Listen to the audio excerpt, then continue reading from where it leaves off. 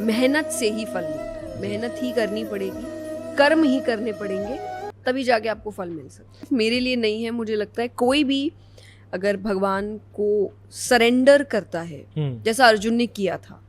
अगर आप गीता जी ठीक से पढ़ेंगे, भगवान ने अपना उपदेश या अपना विजडम तब तक शुरू नहीं किया जब तक अर्जुन ने ये नहीं कहा अच्छा मैं सरेंडर करता हूँ। अच्छा, जब तक मनुष्य अपनी बुद्धि लगाता रहेगा कि ये सोच के कि मैं ज्यादा होशियार हूँ, तब तक भगवान कहेंगे ठीक है कर ले। जब अर्जुन ने कहा कि नहीं अब सरेंडर करता हूँ, अब मुझे बताओ, तब भगवान लगा अच्छा अब मैं आता हूँ पिक्चर में। नहीं समझ आ रहा और तुझे लगता है कि तुझे भरोसा है और मैं ठीक कर सकता हूँ, तो भगवान आते हैं। वरना भगवान ने आपको इस चीज़ की आज़ादी दी है कि आप खुद करिए जी। कर्मों की आज़ादी है, भगवान बीच में नहीं आते। और उससे भी सुंदर बात है कि अनटिल डेथ भगवान आपको आपके कर्मों के लिए जज भी नहीं करते। आफ्टर दैट यू हैव स्वर्ग एंड नरक जी। तो ये जब मैंने ये चीज़ पढ़ी थी मुझे इतना सुंदर लगा, क्योंकि ये टॉपिक इस सेंस में लिया गया था कि हम क्यों लोगों को जज करते हैं जब भगवान भी मृत्यु तक इंसान को जज नहीं करता। जी। मृत्यु तक होगी अपने कर्म करो, उसके बाद जजमेंट मेरी शुरू होगी। जब तुम ऊपर आओगे तब मैं बताऊंगा कौन से कर्म अच्छे थे और कौन से बुरे थे। जी। तो हम कौन होते हैं हर एक मोमेंट पे लोगों को जज करने वाले। आफ्टर लाइफ है? इफ यू बिलीव इन सनातन धर्म, if you believe in scriptures, है कि आपके कर्मों के हिसाब से आपको स्थान मिलता है। 2 स्थान तो बहुत साफ तरीके से बताए गए हैं, स्वर्ग और नरक। जी। स्वर्ग में कहते हैं आपकी इच्छाएं पूरी होती है कि आप बताइए आपको क्या करना है तो वो इच्छा पूरी हो जाएगी। और नरक में जैसे जैसे कर्म है उस हिसाब से आपको दंड दिया जाता है। और जिसने बहुत बहुत बहुत अच्छे कर्म किए हो, जिसको कहा जाता है, उसको फिर भगवत प्राप्ति होती है। कि जो ये बर्थ डेथ का कंटिन्यूस साइकिल है, वो साइकिल टूट जाता है। अच्छा।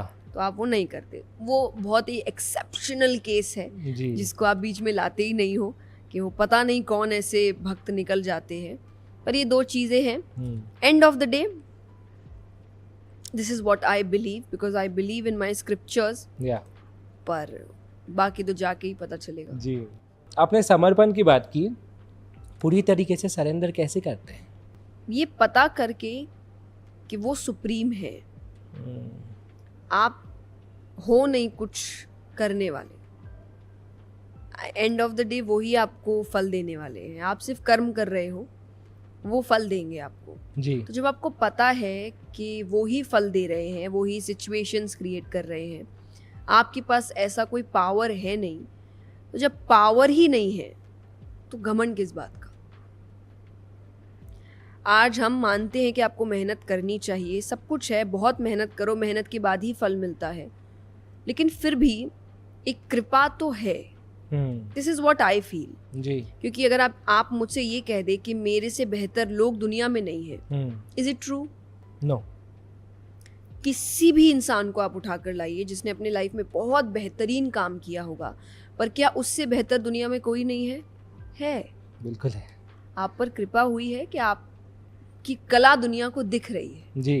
पर ऐसे कई बैठे हैं जो आपसे ज्यादा अच्छे कलाकार हैं और उनकी कला दुनिया को दिखी नहीं है अभी तक। तो कुछ तो कृपा है, तो मैं ये बात मानती हूँ। लेकिन जब आप इस कृपा को फॉर ग्रांटेड ले लेते हैं तो एक्चुअल सुप्रीम पावर तो वही है। तो वो जब कहेगा कि भाई ये तो फ़ायदा उठा रहा है, तो जैसे एक बॉस है कंपनी में, जब आप काम अच्छा करोगे तो वो बॉस आपको सैलरी अच्छी देता है जी। आप और मेहनत करो तो बीच बीच में बोनसेस भी मिलते हैं जी। और करो तो प्रमोशन भी हो सकता है। पर जब आप खुद को ही बॉस समझने लग जाते हो तो वो आपको हटा के किसी और को बैठा देते हैं, just to show you who the real boss is. तो वो रियल बॉस है। जब आप ज़्यादा अपने आप को ही अपनी ची भगवान है समझने लग जाते हो तो वो फिर बताते हैं कि नहीं भाई कौन भगवान है मैं बताता हूँ जी। तो वो आपको हटा के किसी और को बैठा देंगे। ये थियोरेटिकली हो गया। सरेंडर फिजिकली कैसे करें?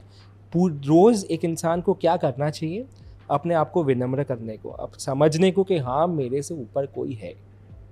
नहीं, समझने को तो ये आपके ऊपर डिपेंड करता है। मैं ये कैसे आपको बताऊं कि आपसे ऊपर कोई है, ये मैं आपको प्रैक्टिकली नहीं बता सकती क्योंकि भगवान को मैं नहीं बुला सकती। कि आप भगवान आइए और मेरा मतलब सामने है वाले को- मेडिटेशन है, मंदिर जाइए, नहीं क्या सब कुछ है वो, लेकिन वो फीलिंग होगा तो ही होगा। आप कईयों को मंदिर ले जाइए, अगर उनके मन में फीलिंग नहीं है तो वो हाथ भी जोड़ेंगे पर वो नहीं शायद उतने कनेक्टेड है भगवान जी। से। It's all about the connection जी और मे बी रियलिटी को एक्सेप्ट करना। जब आप ये चीज़ एक्सेप्ट कर लोगे कि आप नहीं कर रहे, आपसे बड़ा कोई है ऊपर जो पावर है जो दुनिया चला रहा है, तो अपने आप धीरे धीरे फिर वो सरेंडर वाली फीलिंग आने लगेगी। हम्बल इंसान कब होगा? जब वो जानेगा कि आप नहीं कर रहे। जब आप ये मानने को ही तैयार नहीं हो तो फिर मैं कोई भी तरीके से आपको नहीं मना सकती। जी सच यही है कि आपको इंसान हम्बल तभी होता है जब वो उस कृपा को महसूस करता है, वाह जब वो समझता है कि मैं कहाँ था और कहाँ आ गया।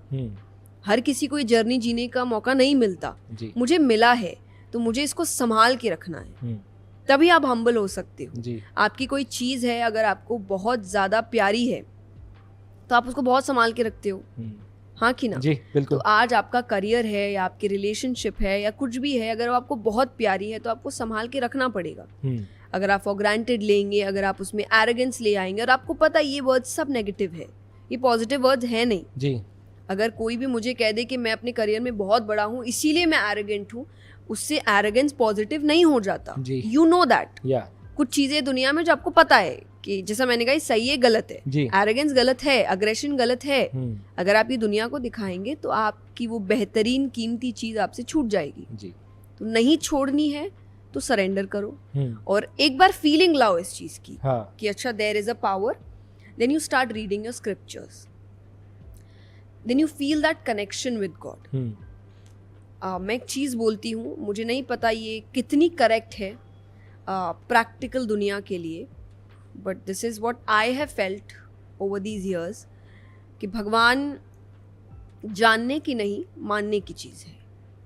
जी मानोगे वो खुद जना देंगे कि वो है, लेकिन अगर आप उनके सामने कहोगे कि पहले इस्तेमाल करें फिर विश्वास करें तो फिर भगवान कहेंगे मैं भी भगवान हूँ, जी ढूंढता रह जा, नहीं मिलने वाला। तो पहले आपको ये फीलिंग लानी पड़ेगी कि हाँ कुछ तो है, नॉट एग्जैक्टली अ पिक्चर, कोई एग्जैक्ट फिगर मत करिए, समथिंग इज देयर जो मेरे कंट्रोल से बाहर है, जो सब कुछ कंट्रोल कर रहा है और ऑब्वियसली कर रहा है।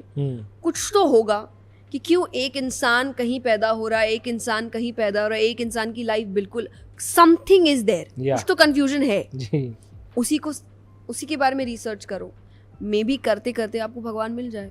जी। आज के ज़माने में सिर्फ मेहनत से फल मिलता है? मेहनत से ही फल मिलता है मुझे लगता है। भक्ति करने से भी मैं नहीं कहूँगी कि अगर आप घर पे बैठकर केवल भजन कर रहे हो और आप कहोगे कि अरे मुझे ये डिग्री मिल जाएगी, नहीं पॉसिबल है। You have to study, you have to give your exams, you have to get good results. Only then you'll get that degree or get that job.